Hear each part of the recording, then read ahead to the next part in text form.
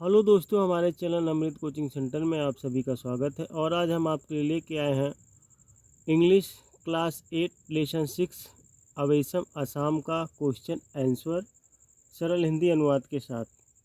आप लोगों ने इस लेसन को पढ़ा और ढेर सारी जानकारी हासिल की असम के बारे में। वहाँ पे ढेर सारी चीज़ें के बारे में बताया गया। बहुत सी चीज़ें प्रसिद्ध हैं, वहाँ के रीति रिवाज अलग हैं।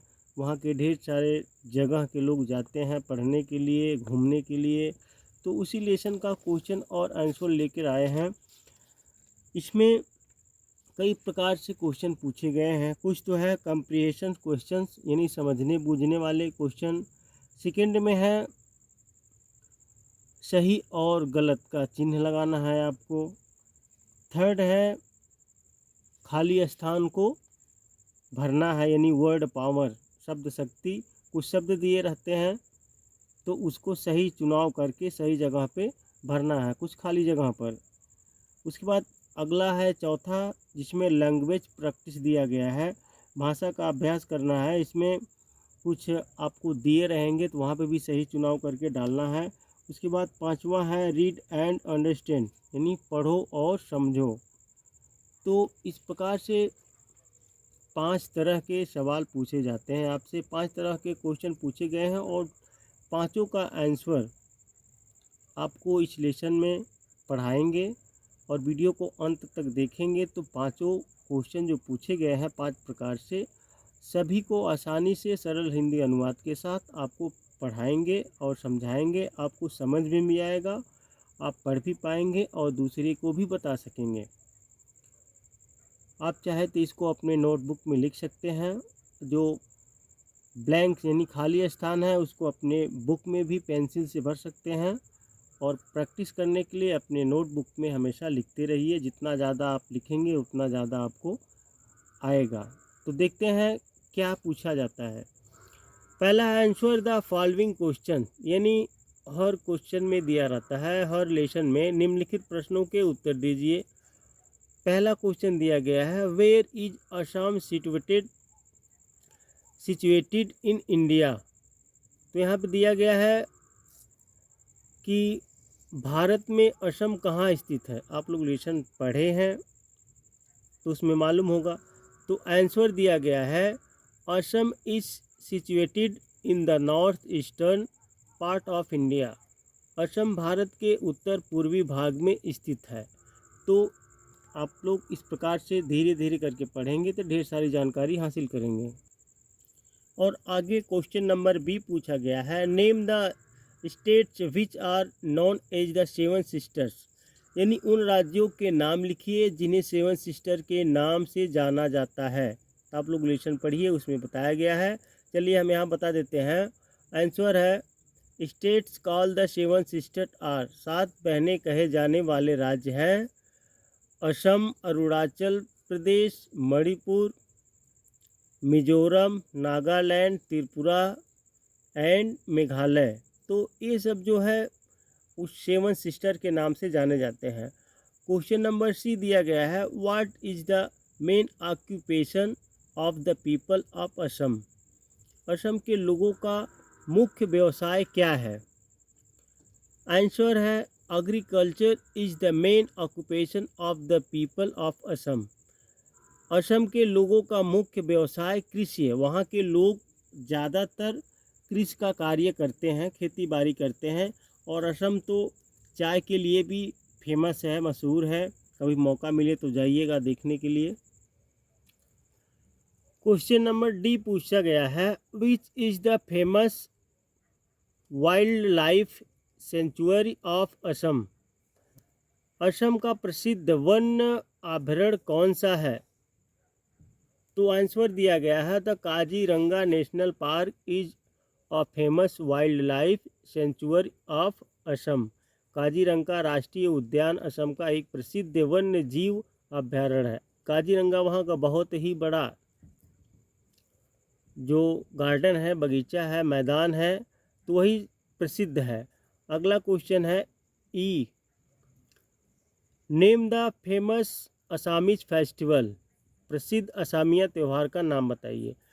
तो आंसर है Bihu is the famous festival of Assam. Bihu Assam का प्रसिद्ध त्यौहार है। तो यहाँ पे देखिए क्वेश्चन आंसर सीखने से ज़्यादा आप लोग को एक तरीका के बारे में मालूम हो जाता है किस प्रकार से हमको क्वेश्चन बनाना है, और साथ ही साथ इंग्लिश के बारे में भी ढेर सारी जानकारी हो जाती है किस प्रकार से इंग्लिश का अनुवाद करना है और किस तरीके से लाइनें जोड़नी है। अब यहाँ पे सही और गलत का चिन्ह लगाना है आपको। Right T for true and F for false statements, यानी सत्य के लिए टी और असत्य के लिए एफ लिखिए। तो यहाँ पे जो पूछा गया है आपको जो मालूम रहेगा तो वहाँ पे लगाना है। तो Assam is a land of natural beauty, तो असम प्राकृतिक सौंदर्य की भूमि है। तो यहाँ पे टी लिखा है यानी ट्रू, सही है। दूसरा है the north eastern states of India are known as the seven sisters, तो भारत के उत्तर पूर्वी राज्यों को सेवन सिस्टर के नाम से जाना जाता है। तो टी है यानी ट्रू, हाँ सही है कि उसको 7 बहनों के नाम से जाना जाता है, तो सत्य है, तो टी लिखिए। You can go by train to see wild animals in the wildlife sanctuary of Assam, तो यहाँ पे एफ लिखा गया यानी गलत है, क्योंकि वहाँ पे आप खुली जीप से या हाथी पर ऐसे करके लेसन में बताया गया है, तो यहाँ पे गलत है, तो एफ लिखा है। कि असम के वन्यजीव अभयारण्य में जंगली जानवरों को देखने के लिए आप ट्रेन से जा सकते हैं, तो गलत है ये। Bihu is a folk dance of Assam, Bihu Assam का लोकप्रिय डांस है, तो एफ लिखा गया है, गलत। कार रेस और held in Assam during Bihu festival, Bihu उत्सव के दौरान असम में कार रेस आयोजित की जाती है, यहाँ पे एफ है यानी गलत। तो इस प्रकार से सही और गलत का चिन्ह आप लगा सकते हैं। अब यहाँ पे आगे दिया गया है वर्ड पावर यानी शब्द शक्ति। Fill in the blanks the with the words given in the box, box में दिए गए शब्दों से रिक्त स्थानों की पूर्ति करें। इस प्रकार से आप लोगों के बुक में लिखा होगा और इसको सही लाइने में भरना। यहाँ पे खाली जगह जहाँ जहाँ पे है जो वर्ड भरा गया है वहाँ पे इस प्रकार से है। तो agriculture is the main occupation in India, तो भारत में कृषि मुख्य व्यवसाय है। People of various religions live in India, Bharat में विभिन्न धर्मों के लोग रहते हैं। All the festival are celebrated with great enthusiasm, सभी त्यौहार बड़े उत्साह के साथ मनाए जाते हैं। Students from diverse background study in our class, विविध यानी विविध कहिए या विभिन्न कहिए पृष्ठभूमि के छात्र हमारी कक्षा में अध्ययन करते हैं। तो जहाँ जहाँ पे ब्लैंक यानी खाली स्थान है वहाँ पे ए अक्षर आप चाहे तो अपने नोट बुक में लिख सकते हैं या तो बुक में लिख कर उसको पेंसिल से भर सकते हैं।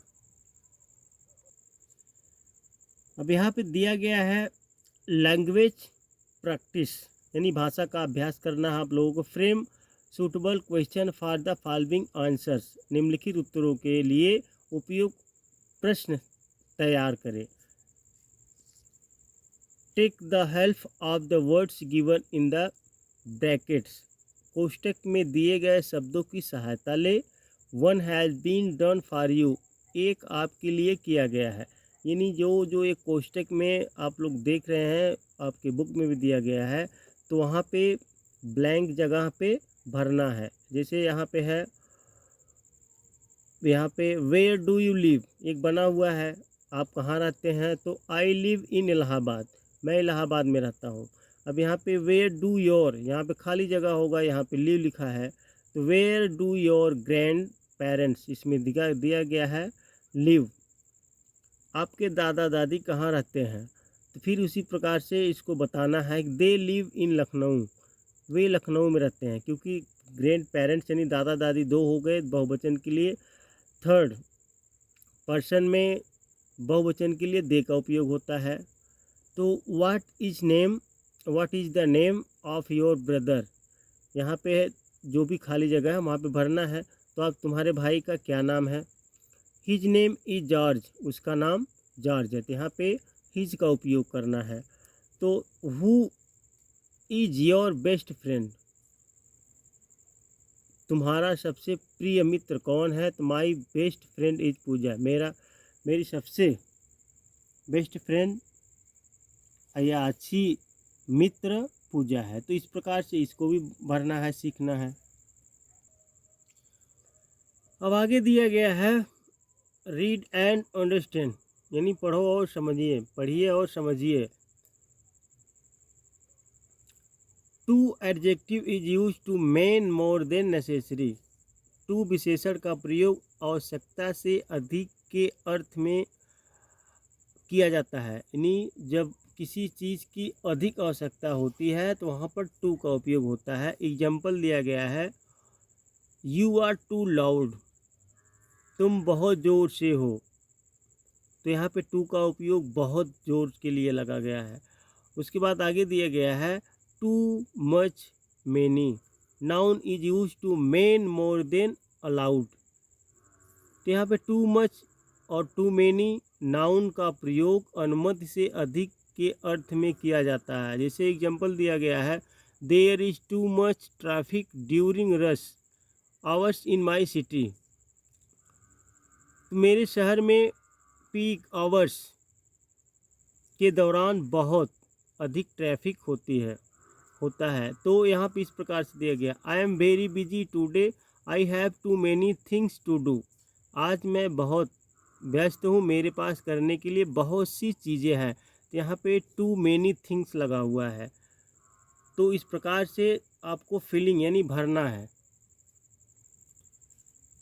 अब आगे दिया गया है, now complete the sentence with to much और टू मैनी।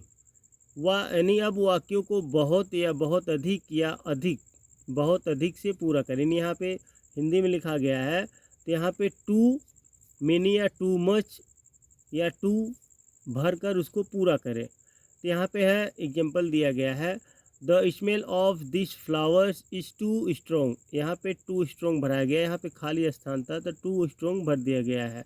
इस फूल की महक बहुत तेज होती है। डोंट बाय दिस ऑयल, यह तेल मत खरीदो। It has too much fat in it. यहाँ पे खाली स्थान है तो यहाँ पे टू मच भरा गया है, तो आप भी भर लीजिए। इसमें फैट बहुत ज़्यादा है, यानी इस तेल को मत खरीदो, इसमें फैट बहुत ज़्यादा है। I can't accept this document, it has too many mistakes. मैं इस दस्तावेज को स्वीकार नहीं कर सकता, इसमें बहुत गलतियां हैं। यहाँ पे टू मैनी है, मिस्टेक टू मैनी, कई मच नहीं लगेगा क्योंकि मच जो होता है अनकाउंटेबल होता है, मैनी जो होता है काउंटेबल होता है। टू मच जहाँ पे लगता है वहाँ पे जैसे गिनती जिसको नहीं किया जा सकता है। अब यहाँ पे लगा हुआ टू मच मोटा तो गिना नहीं जा सकता है। टू मैनी तो यहाँ पे बहुत गलतियाँ यानी गलतियाँ की है तो उसको गिना जा सकता है। सी हैज़ टू मैनी फ्रेंड्स, उसके बहुत सारे दोस्त हैं। मैनी लगा हुआ है क्योंकि बहुत सारे हैं, कितने हैं उसको गिनती किया जा सकता है। तो इस प्रकार से टू मच और टू मैनी का उपयोग भी करना आप लोग सीख जाएंगे। उम्मीद करते हैं यह प्रश्न और उत्तर इस लेसन का आपको अच्छी तरीके से समझ में आया होगा।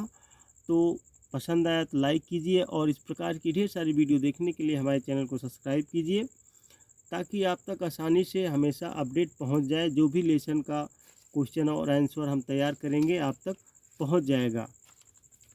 तो आप पढ़ते रहिए और आगे बढ़ते रहिए। अपने दोस्तों को ज़रूर बताइएगा इसके बारे में, ताकि उनको भी पढ़ना लिखना आ जाए ढंग से, अच्छी तरीके से।